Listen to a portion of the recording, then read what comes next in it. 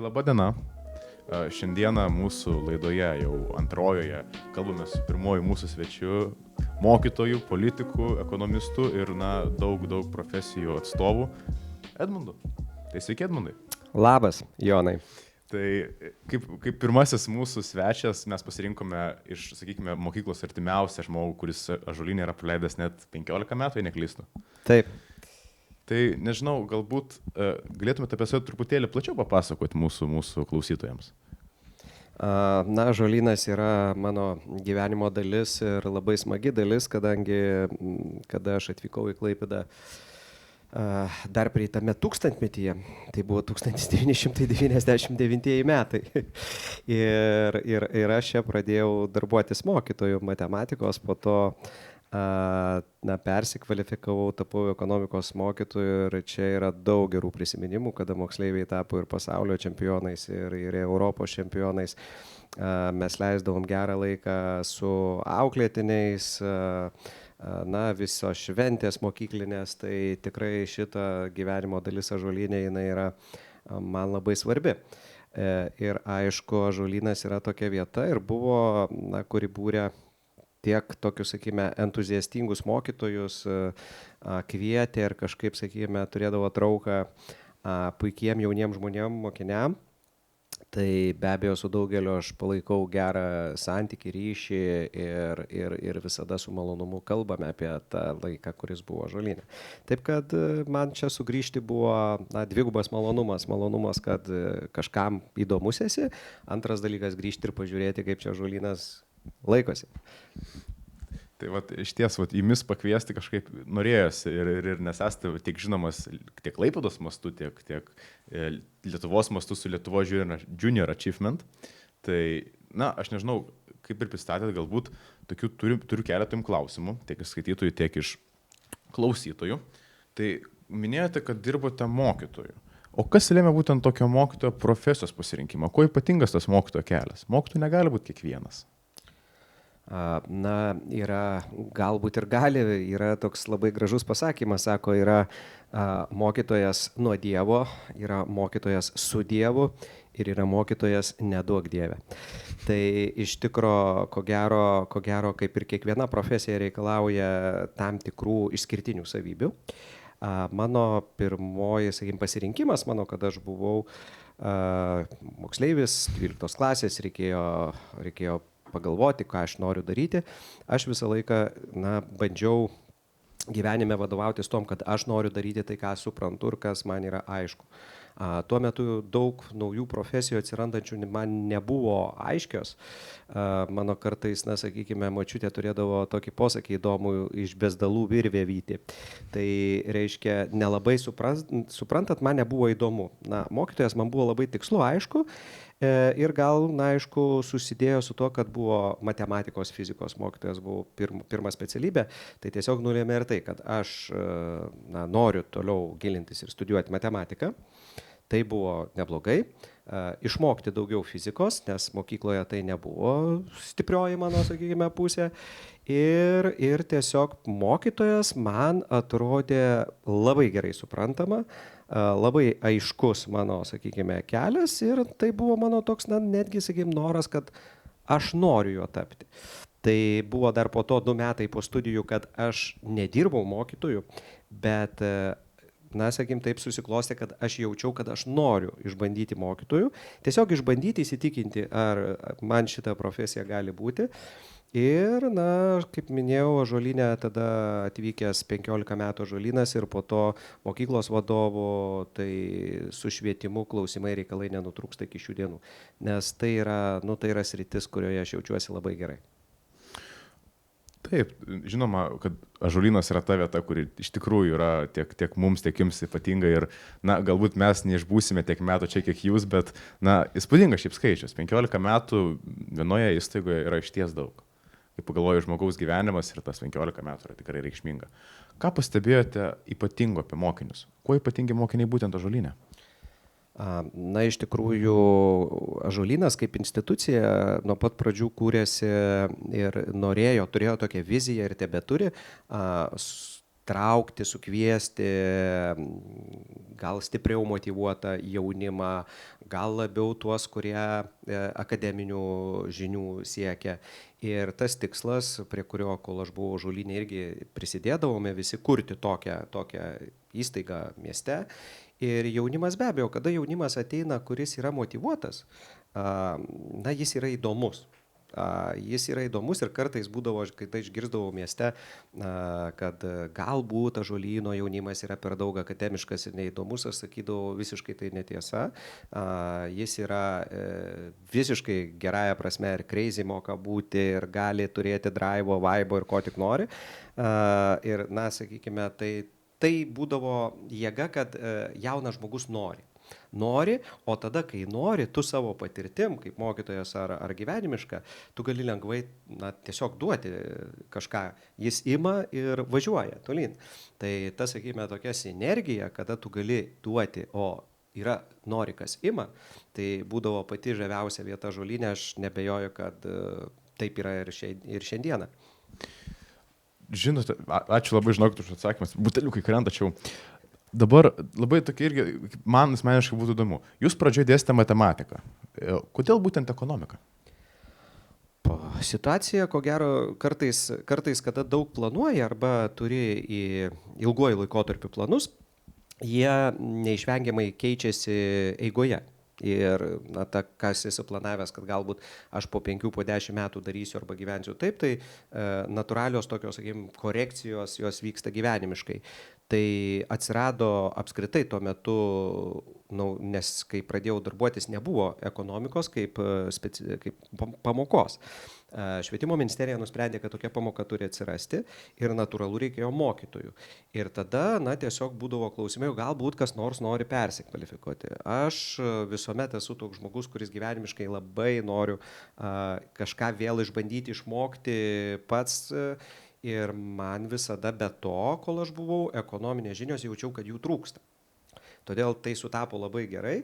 Aš labai greitai įsiliejau mokytis pradžioje pats ekonomikos, o po to pamatęs, kiek tai yra svarbu ekonomika ir verslumas, norėjau kuo greičiau, na, tą perteikti tas žinias moksleiviam. Nes tai yra, gal mes kalbėsim truputėlį priekyje, tai yra didelis pagrindas sėkmės, kurios visi norim žmonės patirti, o išmanimas ekonomikos, aplinkos reiškinių ir tam tikrų žinių, tai duoda įrankius, kaip tu gali tą sėkmę pakankamai greitai pasiekti.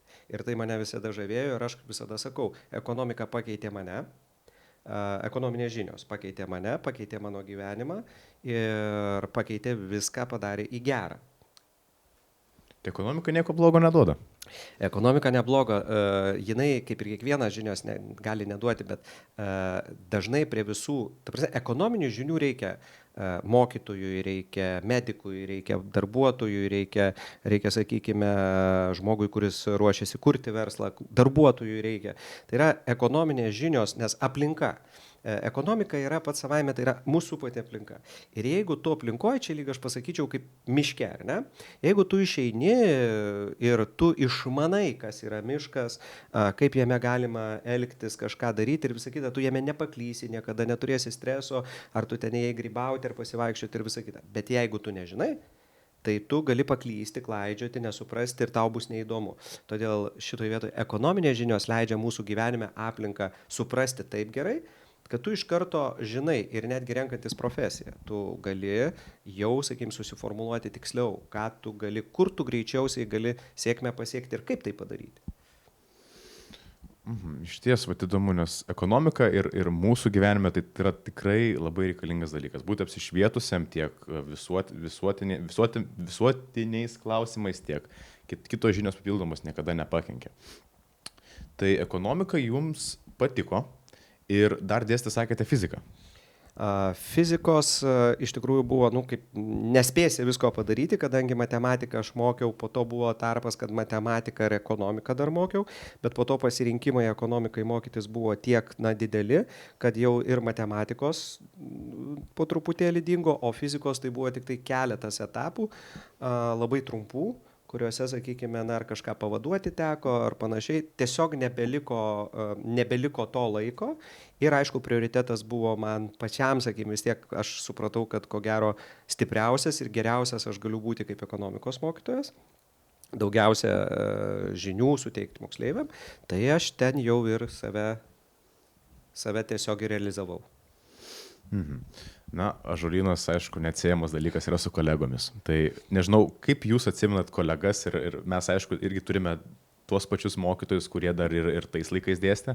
Tai ką jūs gražus atsimenat būtent apie ąžuolyno mokytojus? Na, ąžuolyno mokytojai yra vėlgi mano gyvenimo dalis. Aišku, labai gaila, kad šiemet Anapilin iškeliavo ilgametė direktorė Montvydienė, kuri kūrė šitą gimnaziją, davė didžiulį tą, sakykime, inspiravimą. Daug kolegų, su kuriais pradėjau dirbti, jų šiandieną nėra, arba jie sakykime, tiesiog užtarnautam poilsyje, kai kas irgi, kaip minėjau, Anapilėje. Bet iš jų aš daug ko išmokau. Tarkime, amžinatilsį mokytojas Kukulskis, iš kurio aš apskritai mokiausi, kaip reikia tapti mokytoju, kaip reikia, na, sakykime, užsitarnauti autoritetą, daugybę kitų, sakykime, ko gero dirbančių, Rima Miknevičienė, kurią aš čia radau, tebedirba.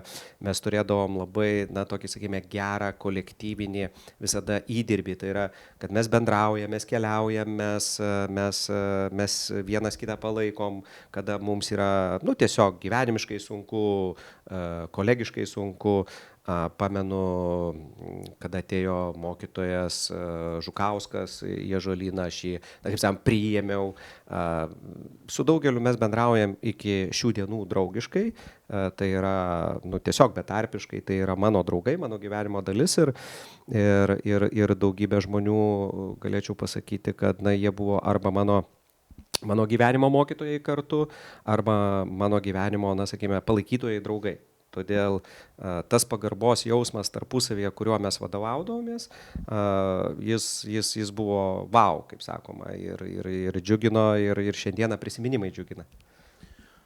Vat, iš ties, ir tie patys mokytojai dar mumis super, vis tiek taip smagu išgirsti, kas buvo anksčiau ir kas dabar, nes tai tikrai siejasi. Mokytoja Rima iš ties labai gera ir įdomi mokytoja, rusų kalbą dėsto, tai, na, iš ties daug ko galima iš jos pasimokyti. Tai, na, galbūt toksai klausimas. Jūs kaip mokytojas, kokia atrodo įprasta diena mokytojui dirbant ir pati sunkiausia? Vis tiek, manau, būtų įdomu sužinoti, vat, koks tas kontrastas tarp tokių sunkiausių ir tokių, vat, na. Profesija, kada yra darbas, tai yra mokytojui svarbiausia, na, sakykime, aš kažkuriuo metu irgi buvo būtent pasiekiau ribą, kada aš supratau, kad, na, šiek tiek turiu daryti pertrauką nuo aktyvaus mokytojavimo. Nes man visada būdavo kiekviena diena iššūkis, tai yra išmokti, pateikti, parodyti, išbandyti, dar vienas konkursas, dar dalyvaujam, dar einame visą kitą. Ir staiga, na, sakykime, nuo to mano tokio pakankamai didelio tempo, kur mes dalyvaudavome, supratau, kad šiek tiek aš, na, ne ta žodis, kad įsisėmiau, bet tiesiog man jau atsirado monotonija. Tai yra, man būdavo asmeniškai visiškai nebeįdomu, jeigu aš žinau, nu, ta prasme, ta tema, rytoj aš ją mokiau, nebelabai galbūt ir žinau, kaip ją galėčiau dar patobulinti, paturbinti. Ir ta tokia monotonija truputėlį jinai, na, sakykime, mane asmeniškai šiek tiek, na, nežudydavo, bet šiek tiek, sakykime, stabdydavo. Ir aš supratau, kad turiu, na, daryti tokią pertrauką nuo aktyvesnio. Na, tuo metu buvo žingsnis į, sakykime, konkursą, kurį laimėjau mokyklos vadovų, kad šiek tiek, sakykime, na, vėlgi nuo švietimo kažkur, sakykime, ir mokytojavimo neatitolti. Bet iki po šiai dienai aš dar, sakykime, ir šiai dienai mokytojauju, turiu dvi grupės, tai yra ta prasme, kad nepamesti to mokytojavimo ryšio ir suvokimo. Nes nemokytojavus, sakykime, na, 5 ar 7 metus aš nebelabai žinočiau, o kaip reikia grįžti, o ko mokiniai gyvena. Tai visada man buvo jėga mokiniai, ta prasme, lengviausia yra tai, nes jauni žmonės yra optimistai. Jie yra, na, kada tu juos gerbi, jie tave gerbia. Tada tu turi gerą tą ryšį ir tai yra toks vaibas, kada tu tu gali tiesiog žinoti, kad viskas bus gerai toj pamokoj.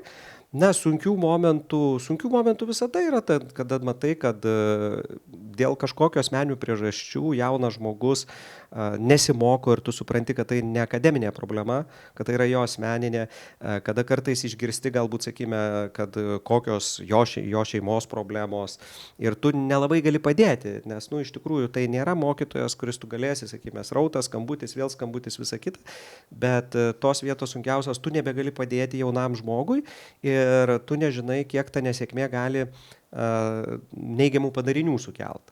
Tai šita vieta yra pati sunkiausia ir tu negali to suvaldyti, nes yra toks geras posakis, man kažkur girdėtas, kad jaunas žmogus sako, mes svetimų klaidų nekartosim, savas darysim.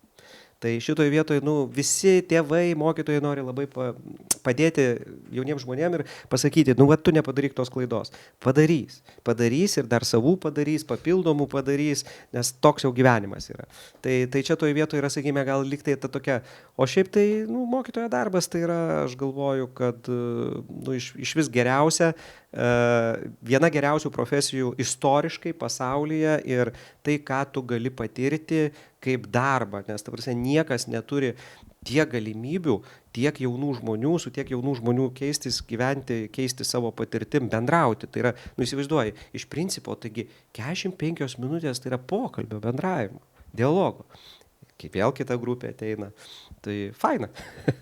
Mokytojo profesija išties tokia yra įdomi, bet aš manau, kad galbūt Lietuvoje šiuo metu mokytojas nėra tinkamai vertinamas.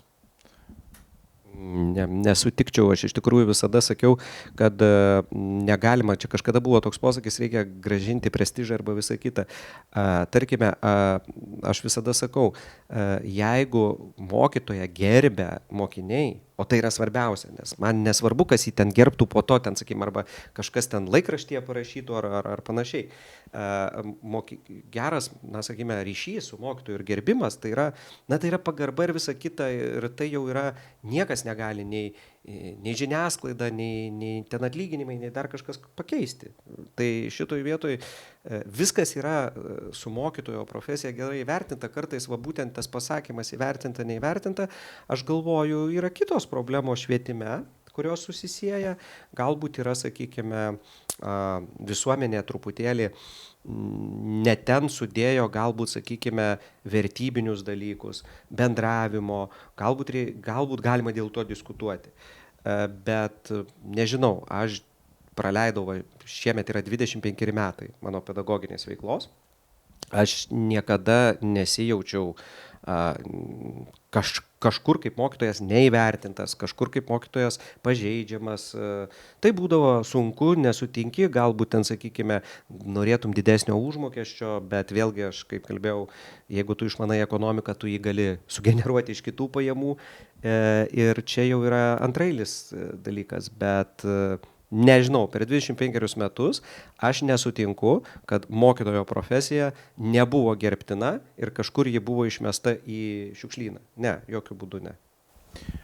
Ne, aš ne tai, kad turėjau omeny, kad negerbtina iš viso, bet tiesiog gal kurie žmonės nesirenka mokytojo profesijos, nes jie mano, kad tai nėra profesija, galbūt jiems skirta, ar mano kitokių stereotipų paskatinti, tai aš dėl to turėjau omeny. Čia, kadangi tą kampą palėtė, taip, iš tikrųjų šita problema yra didelė. Jaunas žmogus, bet čia vėlgi yra, jaunas žmogus turi pasirinkimą. Tai yra, kada, tarkim, ir aš studijavau mokytojų, kai sakiau pačioj pradžioj, tai tikrai tokio pasirinkimo didelio nebuvo. Nei specialybių, ar jo labiau, kad gali važiuoti į užsienį, labai lengva koja išvažiuoti ir studijuoti ir visa kita. Todėl, sakykime, buvo natūralu, kad nebuvo pasirinkimo ir daug jaunų žmonių tiesiog važiavo ir studijavo.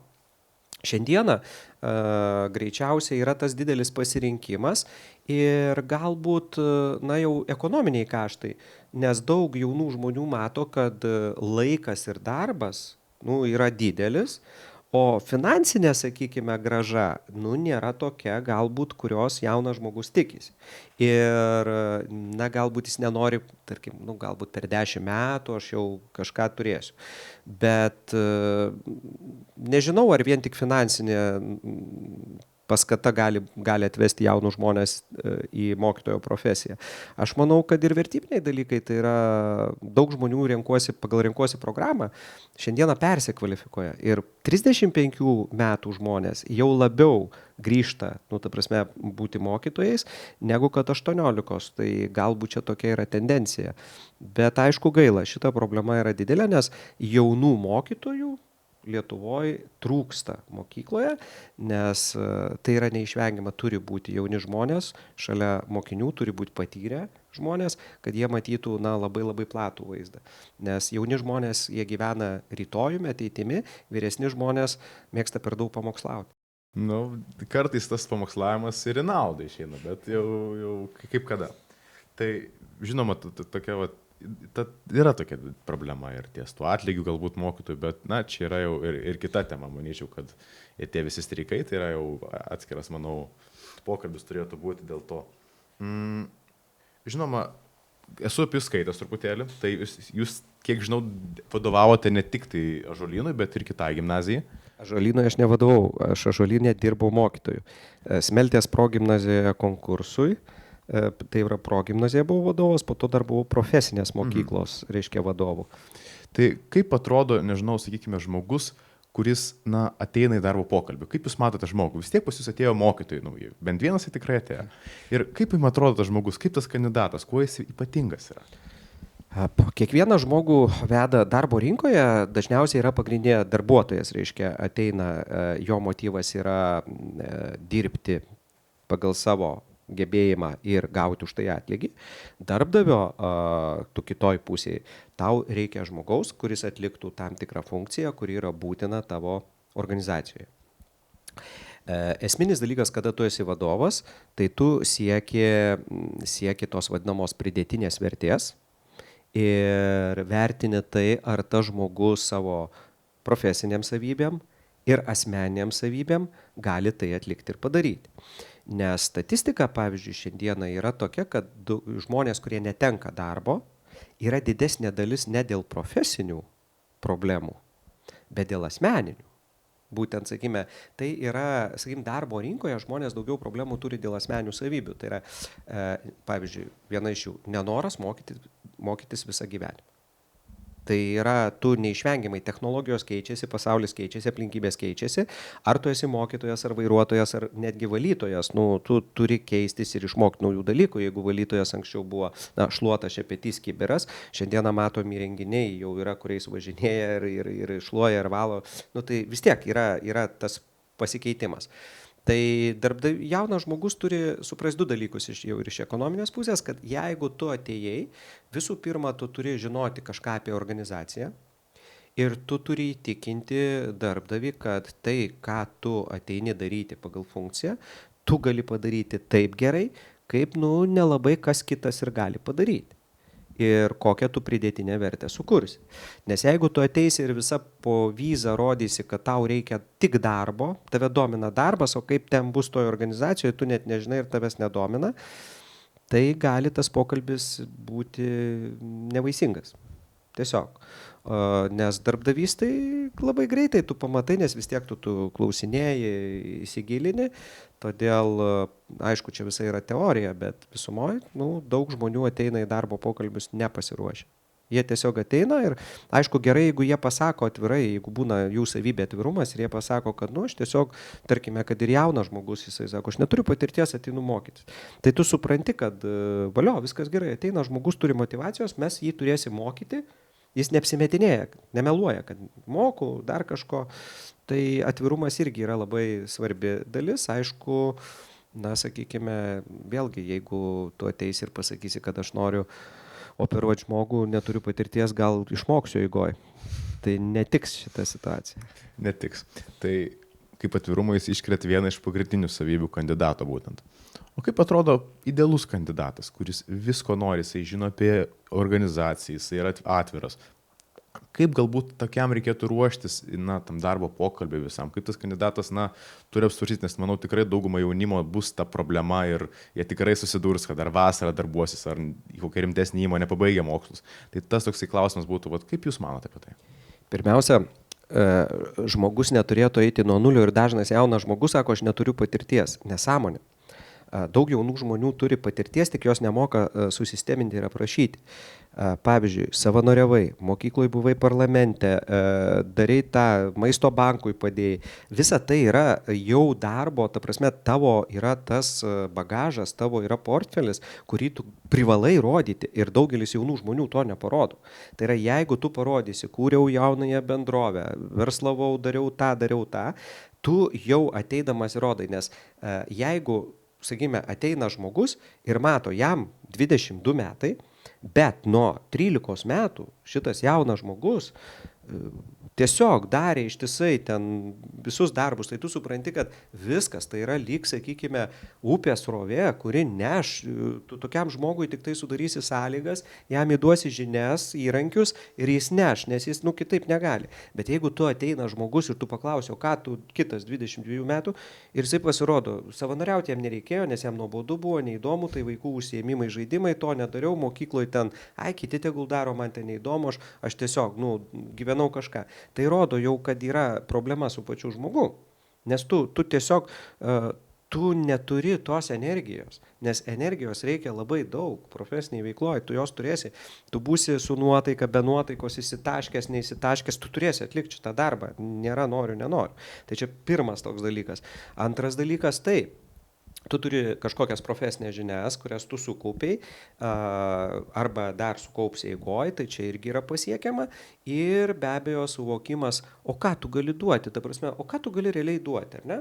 Jeigu tu neturi žinių, tu gali sakyti, aš vedu renginius, visą kitą, jūsų didelis kolektyvas, aš galėsiu kalėdinius vakarėlius pravesti jūsų kolektyvo vaikam, aš moku organizuoti keliones, galėsiu suorganizuoti, aš galiu padėti kolegoms tvarkyti kompiuterius, dizainą galiu tvarkyti dar papildomai moku ir visą kitą. Nes yra daugybė tokių, kaip pridėtinės vertės darbų. Ir tu turi apie tai sakyti, tu turi tiesiog, kaip čia liaudiškai tariant, tu turi įrodyti, kad gali būti naudingas. Ir už tavo, kad galiu būti žodžiu, turi būti dar tie būtent, sakykime, visi tavo tie tokie smulkus darbeliai ir jeigu tu neturi profesinės patirties, tu rodai šitą patirtį. Nes, pavyzdžiui, užsienyje netgi stojant į tie pokalbiai, kur yra, būtent apie tai ir kalba. Jie sako, mes tave išmokinsim, žinių turim, dėstytojus, viskas, mes norim žinoti, koks tu žmogus. Jeigu tu iš tikrųjų esi aktyvus ir visa kita, okei, tu mums tinki. Jeigu tu neaktyvus, tu praloši konkurenciją, nes tu buvai 19 metų stoji, 19 metų tu buvai neaktyvus, nieko nedarai. O kas turėtų pasikeisti, kad jau 20 metų tu čia jau dabar varysi? Ne, dažniausiai stebuklų nebūna. Arba varo žmogus, arba nevaro. Arba yra bambeklis ir bamba. Nepastenkinimą kelia. Tai yra po to suaugę žmonės, kaip aš visada sakydavau, tas moksleivis, kuris kaltina dėl savo rezultatų akademinių, klasiokus, mokyklą, mokytojus, suaugęs jisai dėl savo atlyginimo kaltina valdžią, valstybę, darbdavį. Tai tiesiog niekur nedingsta, viskas persikelia čia. O tas, kuris yra aktyvus buvo ten, jis tiesiog nuvaro, ten susitvarko su konkurencija ir turi gerovę ir vėl žvalgosi ir vėl žiūri, kad jam už nugaros visi. Tiesiog tai yra paprasta, bet nepaprasta, jeigu žmogus to nenori matyti. Jaunam žmogui tas yra tikrai labai svarbus užsidegimas, tokia vidinė chvatkė, kad yra ta energija pati, tai iš ties yra svarbu, ypač darbo pokalbėje. Nežinau, galbūt jūsų tokia vadovo pozicija, mano nuomonė, labai aiški, kokį jūs žmogaus tikitės, kaip žmogų pasiruošti darbo pokalbį, manau, irgi galbūt reikėtų apie tai pašnekėti, nes žmogus ruošiasi, žmogus daro veiklas užsiema, žmogus galbūt šnekasi su savimi, sakykime, prieš veidrodį ir repetuojasi. Galbūt ką reikėtų būtinai paminėti darbo pokalbyje be, sakykime, įtikinėjimo? Ką būtinai reikėtų svarbaus? Būtent įtikinėjimas neturi būti, nes argumentas yra toks, kaip sakoma, tas CV rašymas, tai yra lyg tai argumentų surinkimas iš tavo praeities, kas ten nutiko, kas buvo, kada tu gali pagrysti ir neginčytinai, arba, pavyzdžiui, jeigu tu turi jau rekomendacijas, kažkieno neveltui yra sakoma, kad jeigu, sakykime, jau turi patirties, jeigu rekomendacija yra ir yra parašymas, įtikinėti nereikia, tiesiog reikia ateiti, suvokti, kur tu eini. Sakykime, jeigu įsivaizduoji, žmogus sugalvoja, kad aš, sakykime, einu į pardavimų vadybininkus. tai tu iš karto turi labai suprasti, kokios tavo savybės, tu turi paaiškinti, kad tikrai tinki. Tai yra, sakykime, kas tai įrodo. Įrodo, kad aš bendraudavau, sakykime, skrajutes dalindavau, visą kitą, man pavyko daugiausia tą padaryti, rinkau auką šuniukam, reiškia, sakykime, globos namam aš surinkau. Ką tai reiškia? Tai yra įrodymas, kad tu jau turi sėkmės faktorių, kur tu darei ir tau viskas buvo gerai, aš bendrauju 3 kalbomis, man nebus sunku, aš baigiau psichologinius kursus. Dar papildomai, reiškia, išmanau žmonių bendravimą, sakykime, aš moku į konfliktą neįeiti. Na ir, sakykime, tu suvoki, kad tai yra be proto gerų savybių pardavimo vadybininkų reikalingas žmogus. Nes jeigu mokytojas ateina ir aš kartais paklausdavau, reiškia, sakykime, tarkim, aš pasirašau sutartį ir sakau, rytoj ateik į pamoką, reiškia, kaip tu ruošiesi, ką tu darysi rytoj. Reiškia, tavo veiksmai, ką tu darysi. Net žmogus kalba ir tu iš karto irgi išprovokuoji ir tu supranti, žmogus, matai, jeigu jis bijo, tai tu jam padėsi.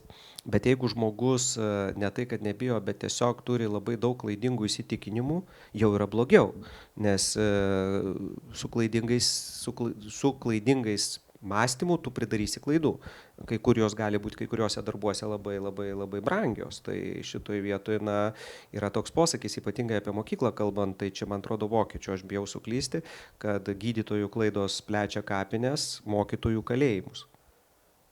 Tai iš tikrųjų, mokytojų ir gydytojų klaidos yra labai labai brangios. Brangesnės negu, sakykime, paleistų ceche inžinierius negerą partiją. Negera partija tai yra nuostoliai, jos išmeti.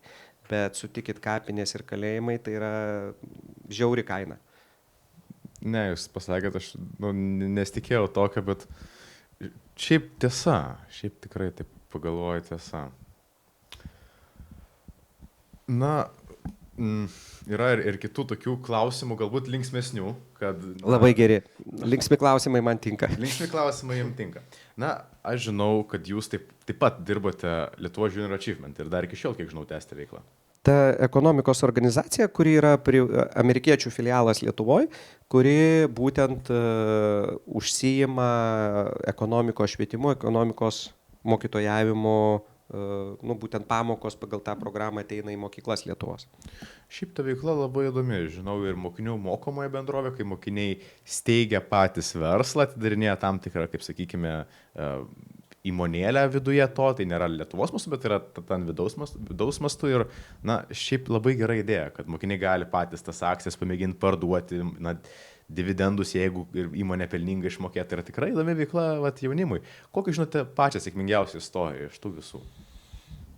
Tai čia amerikiečiai būtent sukūrė šitą programą, pastebėję, kad Jungtinėse valstijose buvo problema, čia maždaug jau daugiau kaip šiek tiek 100 metų, nes Amerikoje Junior Achievement organizacija jau 2 šimtmetį pradėjo. Tai įsivaizduokim, tada amerikiečiai sprendė jau klausimus ir žiūrėjo, kad yra daug žmonių, kurie nori parduoti darbo jėgą, bet nemoka nieko kurti patys. Ir tada amerikiečiai pamatė, būtent tą organizaciją kūrė, kurioje skatino jau ankstyvame amžiuje bandyti jauną žmogų kažką daryti. Ir čia siejasi su mūsų diskusija. Žmonės, kurie kūrė jaunasias bendrovės, darbo pokalbiai ir karjera būna sėkmingesnė, nes ten tu išbandai labai daug dalykų, pasitreniruoji ir tada tu visiškai kitaip matai, kas vyksta. Ta prasme, tavo pasikeičia suvokimas apie tai, kas yra. Ąžuoliniečių sėkmingiausia istorija, aš pasakyčiau, tai buvo, dabar neprisiminsiu tos komandos, apskaitai mes sakime, kad Lietuvos čempionais tapdavo visą kitą, tai buvo, bet finansiškai tai buvo Roblox platformoje kuriami žaidimai, kuriame startavo moksleivių grupė, konkrečiai buvo moksleivis Laurynas ir jie ten, sakime, turėjo, man atrodo, 5 milijonus tą žaidimo pirmojo parsisiuntimo. Ir ten po to prasidėjo verslas šito moksleivio, kaip turi būti. Aišku, kilo ten problemų su toliau jo mokymosi užbaigimu, nes labai daug buvo iššūkių tiesiog vos ne versle. Tai šiandieną jis sakykime, verslauja gana sėkmingai ir finansinė ta situacija, o daugybė tų tokių sėkmingų, kur pardavė, pavyzdžiui, sakykime, nupirko iš Klaipėdos moksleivių bendrovė, darė ten tokias sausos arbatos, reiškia, sakykime, darbus, tai investavo ir nupirko šveicarų įmonę. Tai čia yra idėja, čia yra, kaip sakyti, tai yra idėjos kūrimas, yra darbas, kuriame žmonės gali atrasti save ir yra klaidinga nuomonė, kad kažką reikia labai smarkiai žinoti, kad sukurti idėją. Bet iš tikrųjų idėjų mes turim visi savo gyvenimiškoje erdvėje ir galim sukurti. Va tas, sakykime, Students Company, aš manau, kad tai yra sėkmingiausia mokomoji priemonė, kalbant apie verslumą. Nes ekonomikos mokymas ir teorinės žinios tu gali paruošti buhalterį, vadybininką, dar kažką, bet enterprise, jis turi būti va toks praktinis ir arba yra, arba jo nėra. Pasaulyje tikrai kartais pastebiu tokių ypatingų žmonių, kurie yra tikri entrepreneriai, kurie kūrė naujus dalykus. Kiek žinau, Vintedas yra irgi vienas tų vienaragių vadinamųjų, kurie irgi entrepreneriai sukūrė. Jo, tai kalbant Ąžuolinietis, toksai Henrikas Urbanas Interakto įkūrėjas, tai čia vienaragių tų, sakykime, situacijos irgi yra, tai taip, Ąžuoliniečių istorijos yra, nesvarbu, ar jie mokėsi ekonomikos ar ne ekonomikos, man kiek susiduriu dabar, tai yra beprotiškai toli nuėję žmonės ir įvairiose srityse. Tai yra būtent irgi išdava to, kad motyvacijos ir šalia buvimo kartu, tos geros konkurencijos ir gero to tokio suvokimo, kad sunkiai dirbti mokykloje, tai nėra blogai. Taip, tai nėra patogu ir ne visada smagu, bet tai duoda ilgoji laikotarpiu duoda rezultatus. Aišku, su sąlyga, kad tu nesusigadinsi tam tikros emocinės sveikatos, sunkiai besimokydamas, nes tai irgi yra iššūkis. Mokymosi Ąžuolyne kartais tikrai priveda žmonės prie tokių ir emocinių, sakykime, išbandymų, kurie galbūt ne visada taip ir sėkmingai baigėsi, kada ir įsivysto depresijos bei kitos problemos. Taip, čia yra iššūkis irgi ir mokytojas tu negali, visada reikia stebėti ir mokyklą, ir mokytojam, ką ir sakiau, jaunas žmogus, jisai yra tuo pačiu kaip ir visi, dar stipriau pažeidžiamas emociškai, nes neturi patirties, nemoka apsiginti emocijomis. Ir tą reikia stebėti, nes prarasti jauną žmogų yra labai didelė, sakykime, nuoskauda ir netektis. Jaunas žmogus iš ties yra pažeidžiamas žmogus. Tikrai, manau, galime visi su tuo sutikti. Na, aš nežinau, aš visų klausimų jūsų, kiek įmanoma, paklausiau. Nežinau, galbūt jūs turėtumėt kokį nors palinkėjimą, jaunam žmogui, naujam žmogui.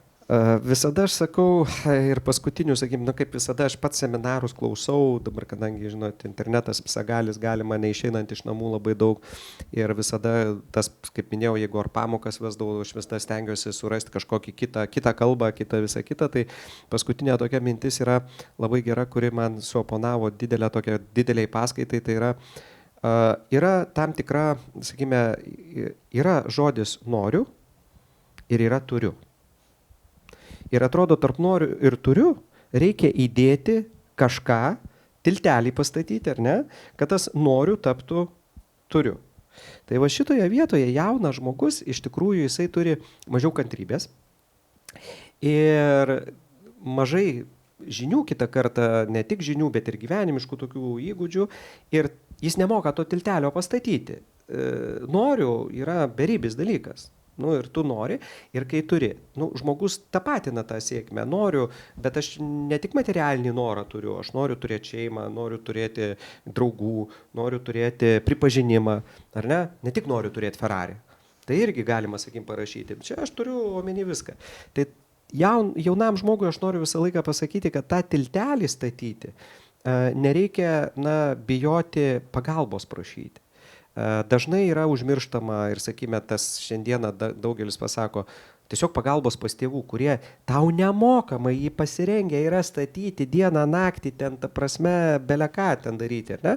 Bet dažnai, sakykime, na, jaunas žmogus kažkodėl užmiršta pasinaudoti tą pagalbą, kuri yra žiauriai šalia ir žiauriai nemokama tą tiltelį statyti.